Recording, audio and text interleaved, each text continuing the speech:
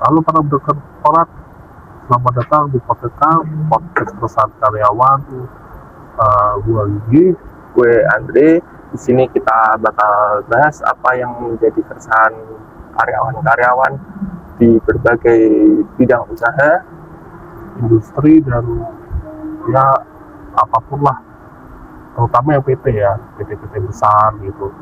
Dan kebanyakan banyak yang dari kalian atau dari kita yang nggak berani ngobrol soal keresahan kita ke perusahaan ataupun ke publik, karena dalam tanda kutip kita masih butuh pekerjaan itu.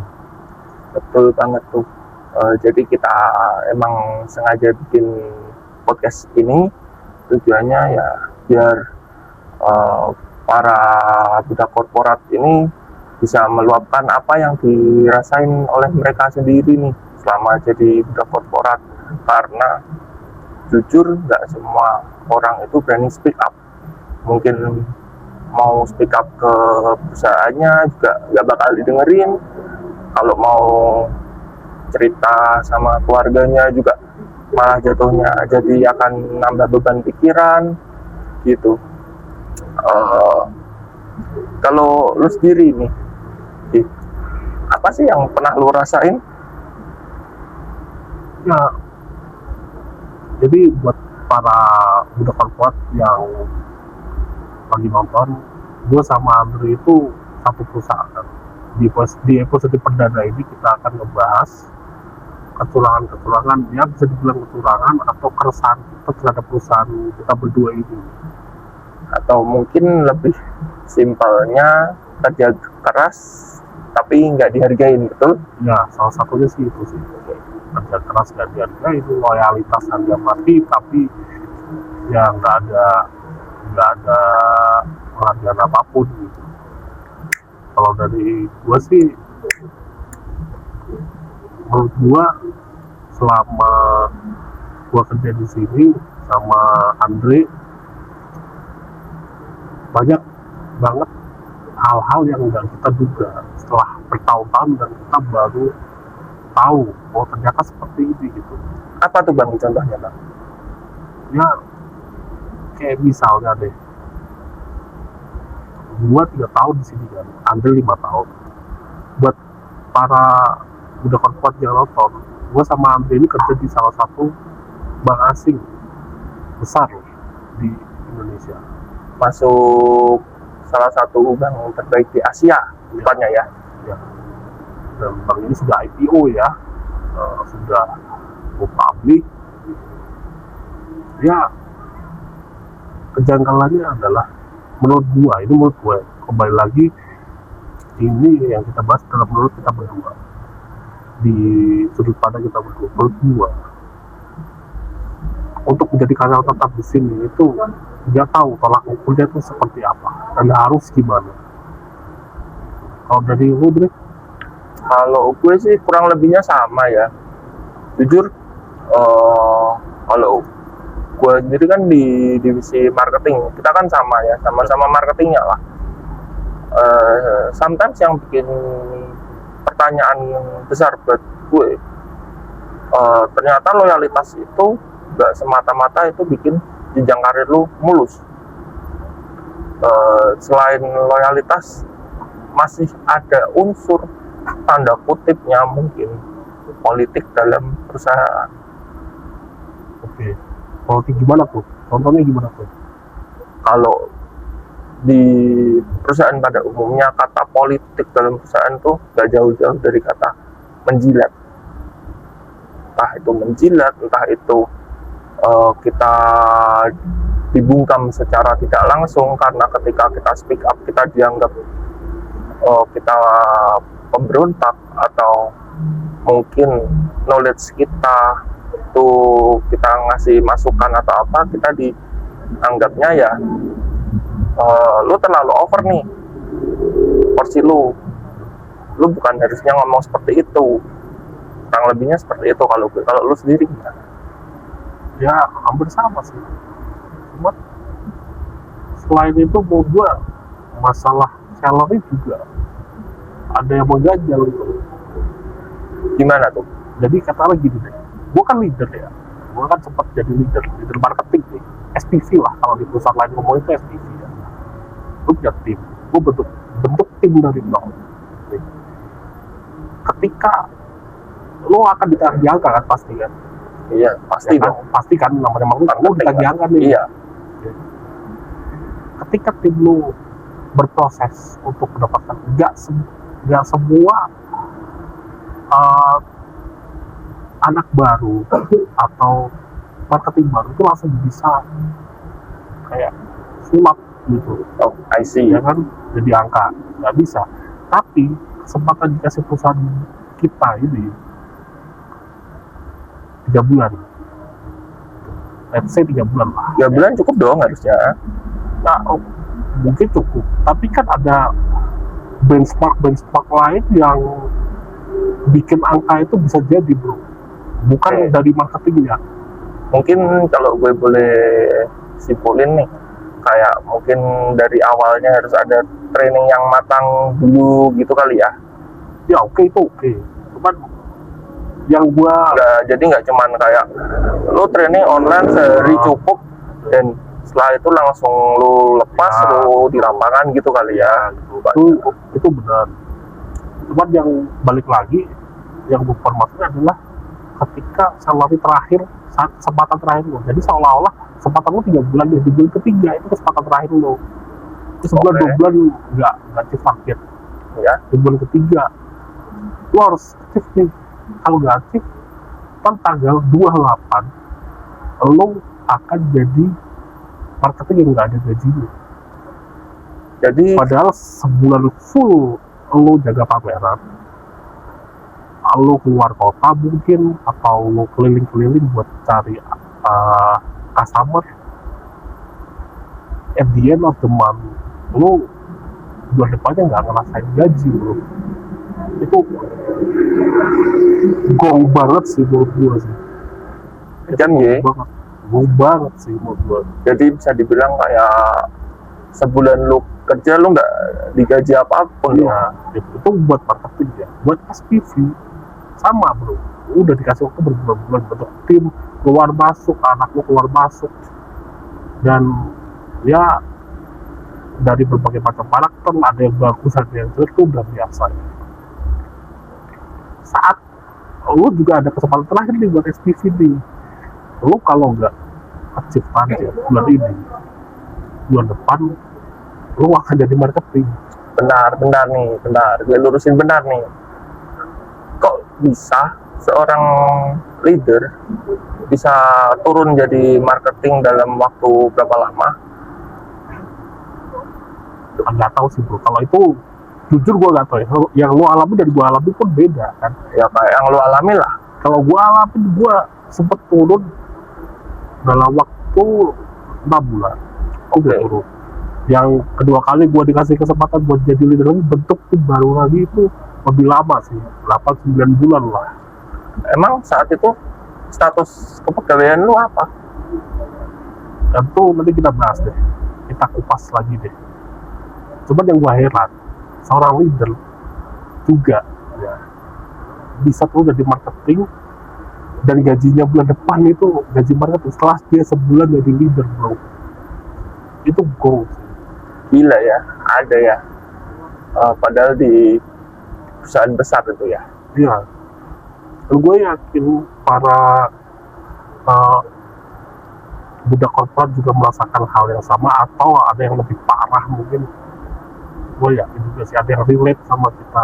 Kalau menurut lu sendiri nih, lu kan juga ngalamin nih, menurut lu status kepegawaian nih, kita ke situ nih sekarang, kayak gimana sih di tempat kita sekarang, di perusahaan kita lah. Kalau menurut gue agak bingung sih. Lu kan lebih lama, 5 tahun lu di sini. Jujur gue agak bingung sih di sini. Ini kenapa nih? Di sini secara buat dapat mungkin status PKWT yang langsung PKWT perusahaannya itu pun itu susah, bro. Jadi selama gue kurang lebih hampir 5 tahun ini, status gue emang 2 tahun terakhir ini diangkat ke PKWT. Oke. Tapi itu PKWT-nya vendor, jadi bukan under banknya langsung nih. Bukan dari perbankan itu sendiri. Betul. Ya. Oke. Masih pakai pihak ketiga. Oke. Terus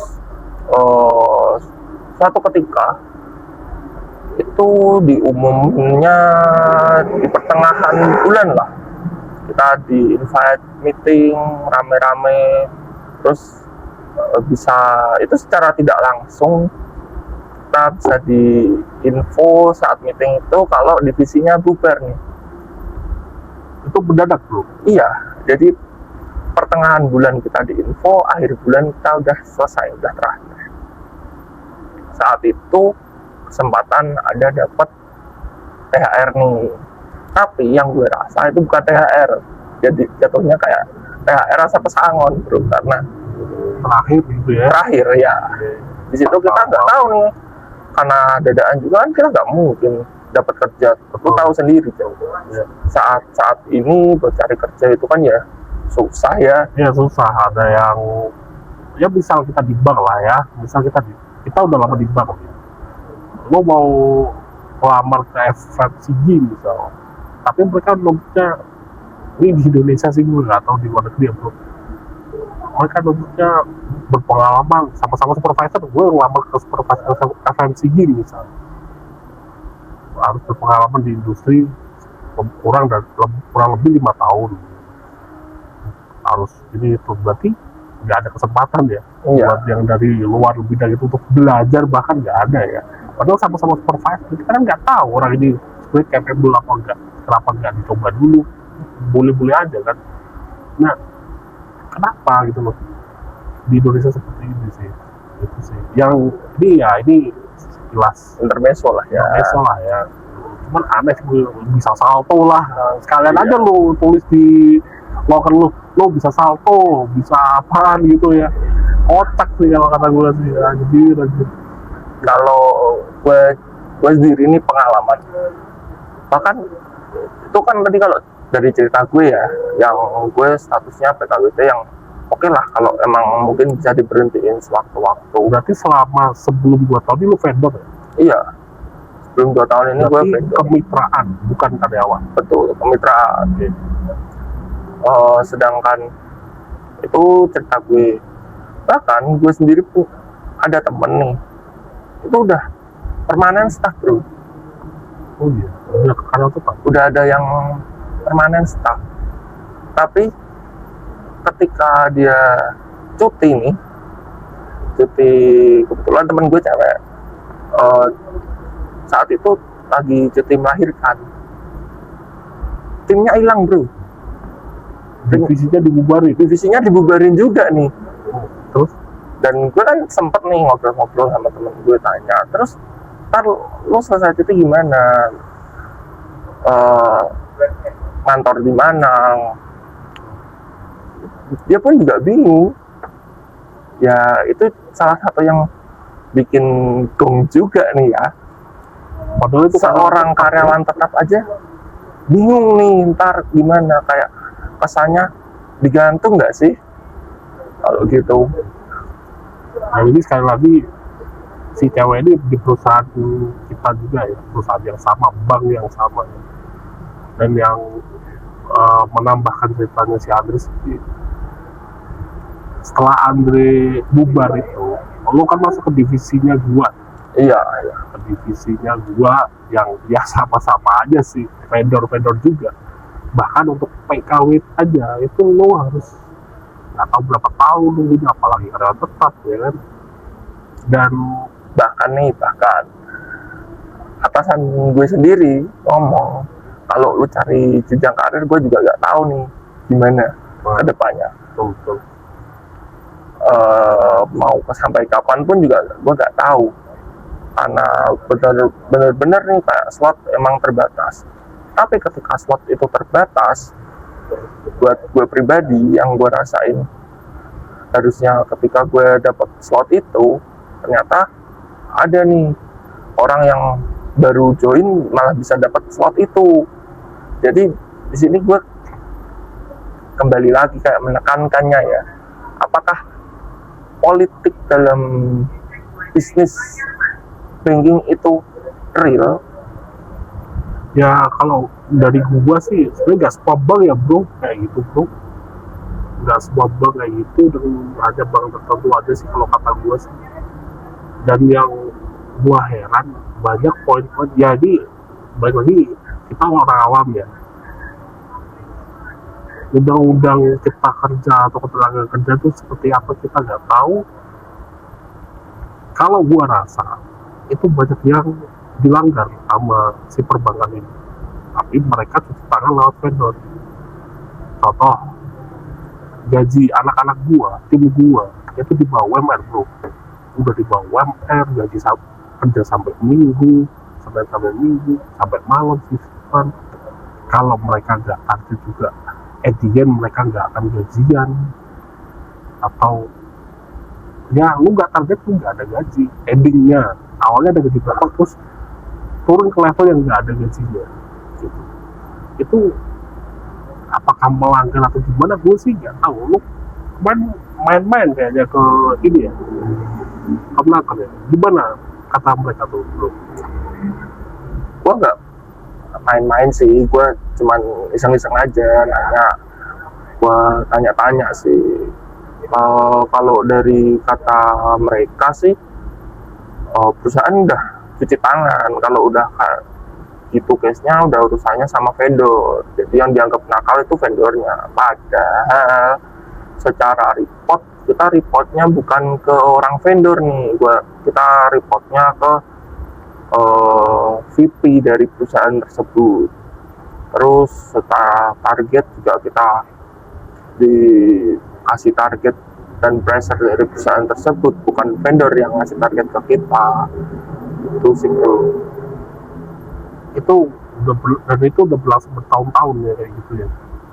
Lama sih itu, udah lama. Proses kayak gitu udah lama sih, mungkin ya bahkan sebelum gua masuk sih kayaknya ya. iya. Tapi yang kadang gue ya kan,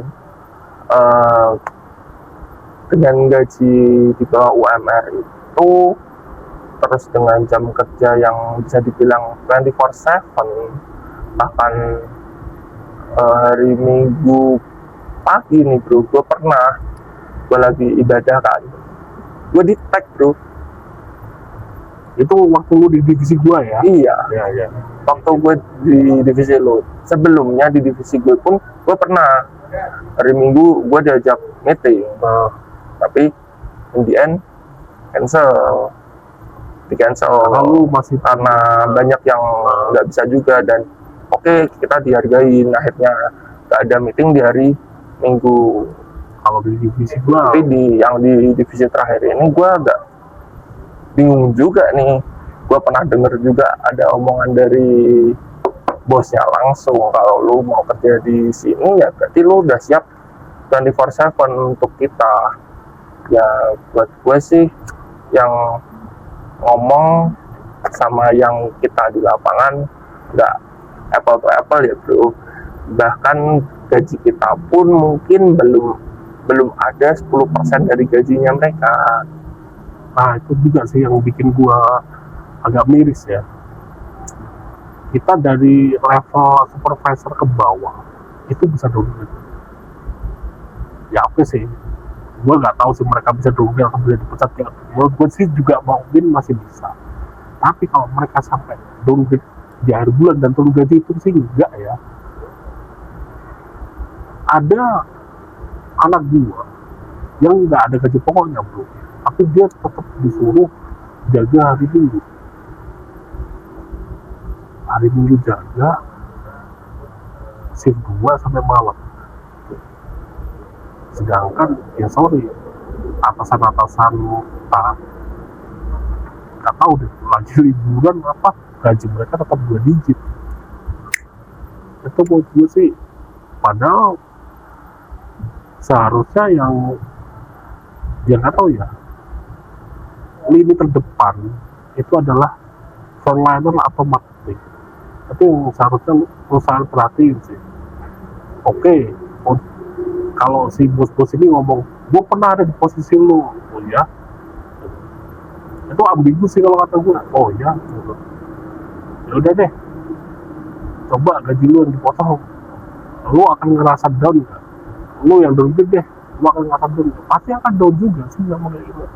pastinya nggak mau juga dong. Begitu kita down, angka kita pasti juga nggak akan ada, bro. Ya, betul. Iya.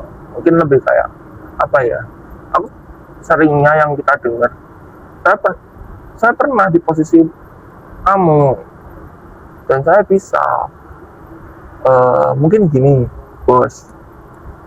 Betul. Anda pernah di posisi saya saat itu. Tapi yang membedakan mungkin ya bos ya, ketika Anda di posisi itu, atasan Anda melihat effort Anda bos, betul? Betul. Jadi karir Anda pun ikut keangkat bos. Tapi kalau kita pernah ngerasain di posisi Anda yang saat itu, tapi Andanya sendiri tidak melihat effort kita, yang Anda lihat cuman angka, tuh agak gimana ya. Apalagi ada nih bro, gue punya cerita. Jadi ketika habis divisi gue bubar itu, gue tanya dong sama bos gue, statusnya pada saat itu gue masih ada kontrak, masih ada sisa kontrak. Gue bingung dong, tahu-tahu udah kelar aja gitu kan. Gue tanya nih, gue WhatsApp dia, gue tanya, bos, terus gue gimana? Gue nyelesain kontrak dulu atau gimana nih bos? Kan gue minta kepastian dong, kalau emang udah dikelarin kan gue juga bisa langsung cari kerja lagi dong. Secara gue tulang punggung keluarga bro, yang kerja ya cuman gue sama kakak gue. Tapi kan makanya kan gue harus bener-bener bekerja nih, cari yang bener. Itu sampai detik ini bro, gak ada respon. Dan yang banget ya hidupnya ya. Dan yang bikin gongnya, di waktu yang kurang lebih bersamaan nih, waktu gue chat sama gak lama ya, kurang lebih 1-2 jaman lah, gue post story IG nih, orangnya nonton bro. Lu bisa bayangin gak sih? Iya. Gue tanya nasib gue nggak di respon, Iya. tapi dia bisa melihat story IG, berarti kan dia pegang HP. Cuma ya kembali lagi, Prioritas. kita mah apa, Ya, kita bukan prioritas, apa. kita nggak nguntungin dia sih menurut Ya balik lagi ya bro, kayak tadi gue bilang, lu jadi marketing pusing, jadi SPV pusing, jadi manajer pusing. Cuman bedanya, lu jadi marketing, jadi SPV pusing, lu bisa downgrade. Lu jadi manajer, lu jadi area head, lu jadi VP atau apa, pusing mau gimana pun gaji lu tetap 2 digit. Gak mungkin lu gak gajian, gak mungkin lu downgrade. Jelek-jelek lu kalau dipecat pun dapet usaha kon bro. Ya. Gitu sih, balik lagi. Dan yang gua heran, waktu gua di divisi gua ini, gua bentuk tim. Anak-anak gua cari angka sampai segitunya. Gua bikin expo sendiri, gua bikin acara keluar kota sendiri gitu. Terus sampai bikin expose diri ya? Iya, pakai duit sendiri gitu. Gila sih. Emang nggak ada dananya gitu? Ya ada sih sebenarnya, dari kantor tuh ada, mereka nggak ada expo, cuman kayak apa ya, satu roti dimakan orang banyak, percuma.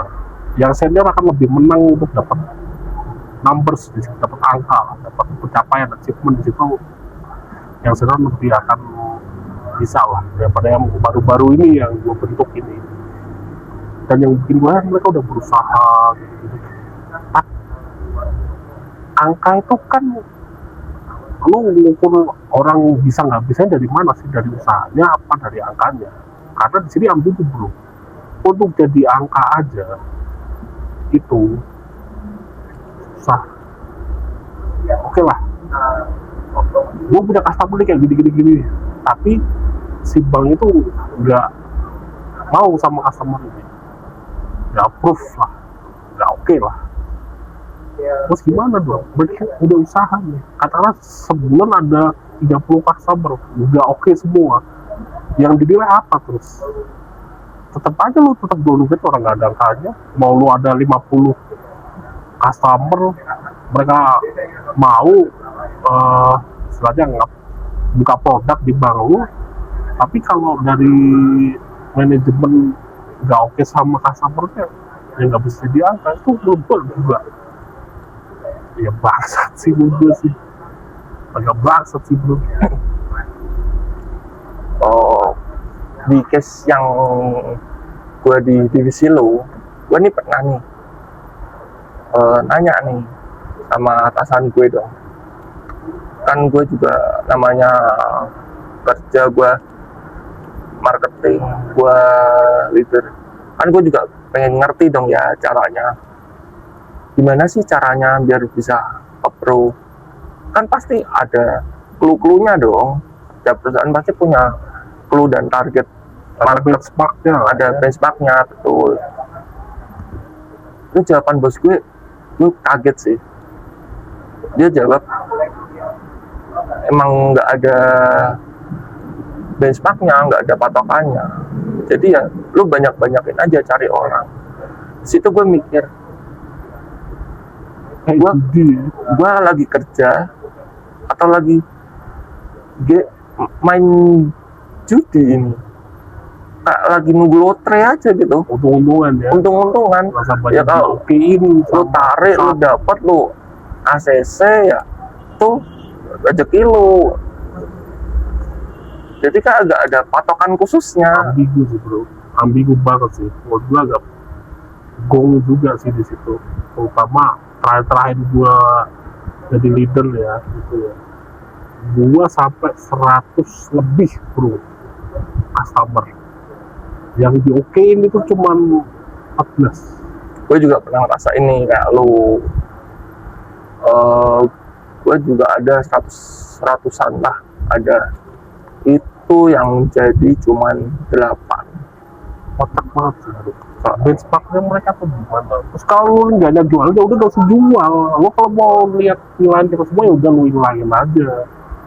Jangan kasih kita ini gaji pokok di awal 3 bulan pertama, 2 bulan pertama, di situ lu hilang buat apa? Cuk. Jatuhnya kita nggak dapat gaji 3 bulan dong. Ada ayah yang sedang menafkahi anaknya bro.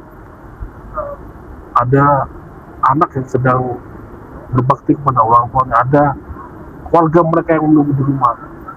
Baik nggak sih lo sampai gila ya. Bahkan ada ya, anak gua kan jadi anak lo. Iya. Istri lagi hamil. Tuh karena kata-kata fraud dia dipecat. Lo pikir lo nggak fraud, gaji di bawah UMR ya, Jam kerja nggak ada, jam kerja nggak ada habisnya, terus status kepegawaian nggak tentu, udah gitu minta karyawan yang struknya bersih lah apa, lu aja ngelanggar aturan banyak kok. Udah ngelanggar aturan ntar lu cerita sama vendor ya kan, ntar kalau vendornya dituntut sama karyawan lu lepasin vendornya, udah lu beres dari masalah, bener gak? Iya. Mereka kan bisa ganti vendor kapan aja bro. Betul sih. Jadi kesimpulan dari obrolan kita ini kita hanya apa ya, lebih contoh kecil lah kita ya. Dari kita sebagai contoh kecil karyawan yang mungkin merasakan keresahan, yang kita mau ngomong kita nggak didengar, kita mau cerita ke keluarga juga nggak mungkin karena pasti akan menjadi pikiran orang tua atau istri di rumah. Jadi kita ke pemerintah juga, ke Disnaker juga, jatuhnya sama aja. Mereka bilang ya iya, mereka bisa melepas vendor itu kapanpun, mereka bisa memecat kalian kapanpun. Kalau kalian menuntut vendor, mereka bisa melepas vendor itu kapanpun, cuci tangan. Terus gimana dong? Siapa yang bisa belain kita?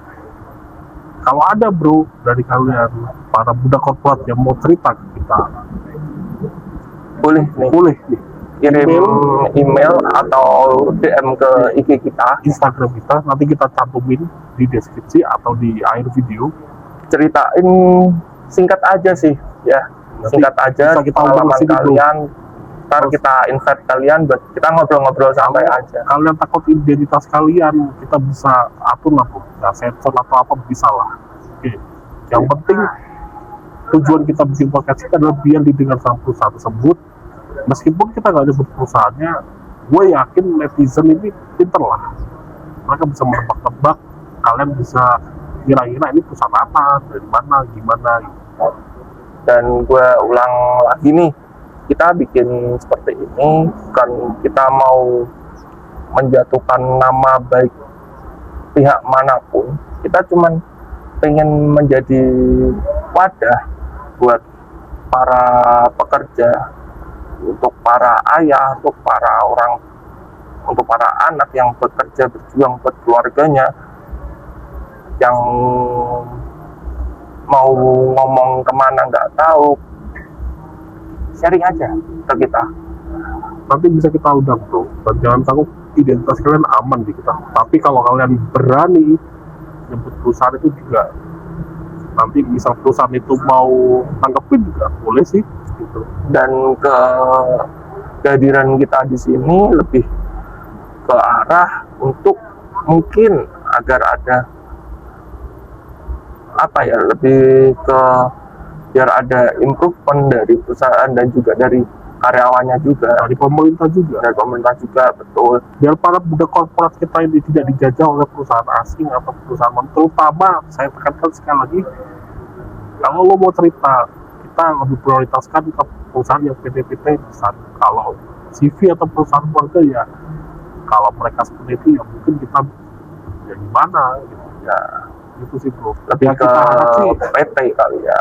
kita harap sih obrolan kita ini nyampe ke perusahaan atau ke pemerintah ya, dan bisa mengubah nasib ribuan bahkan jutaan orang yang merasakan keresahan yang sama sih, bro. Jadi kita di sini bukan untuk menyerang pihak manapun, kita di sini cuman menceritakan keluh kesah kita yang kita alami, dengan tujuan agar orang-orang lain itu nggak ikut ngerasain apa yang kita rasain. Kita udah ngerasain nggak enaknya, biar kita aja yang nelen itu. Kalian kalau mau cerita silahkan bisa kirim email atau DM ke Instagram kita. See you next episode. Mungkin gitu aja. See you next episode. Gue Andre. Bagi G, salam dari podcast perusahaan karyawan.